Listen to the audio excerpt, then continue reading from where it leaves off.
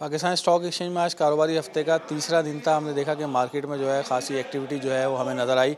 आज जो है बाज़ार जो काफ़ी अरसे से डल एक्टिविटी दिखा रही थी, आज बाज़ार में वॉल्यूम भी खासे बेहतर हुए। 27 करोड़ शेयर्स का काम हुआ, जबकि हेड इंडेक्स ने जो हाई बनाया वो 44,265 का बनाया। वो जिसने लो बनाया था वो 43,941 पॉइंट्स का बनाया था और अपने हाई के ऊपर बंद हुआ है 44,200 के करीब। तकरीबन 193 पॉइंट्स का इजाफा हुआ है। एडजस्टमेंट आना भी बाकी है। मार्केट में जो आज खबरें दिन भर गर्दिश करती रही, हमने देखा कि सबसे पहली खबर मार्केट में रिफाइनरीज के हवाले से थी, जिसकी वजह से आज हमने देखा कि कहा यह जा रहा है कि रिफाइनरीज के मार्जिन चेंज किए गए हैं, इनकी नई पॉलिसी आ रही है। उसके अलावा जो है कुछ खबरें पीआरएल के हवाले से भी थी, नई इन्वेस्टमेंट के हवाले से। तो इस वजह से हमने देखा कि आज रिफाइनरी सेक्टर ने काफ़ी अच्छा मार्केट में परफॉर्म किया और इसमें अपर लॉक के ऊपर रिफाइनरी जो है, दो बड़ी रिफाइनरियाँ हैं वो अपने अपर लॉक के ऊपर बंद हुई, जिसमें नेशनल रिफाइनरी और पाकिस्तान रिफाइनरी हमने देखा कि अपने इंतहाई एक दिन के ऊपर की कीमत के ऊपर बंद हुए और इसमें जो है बड़ा बायर भी मौजूद था।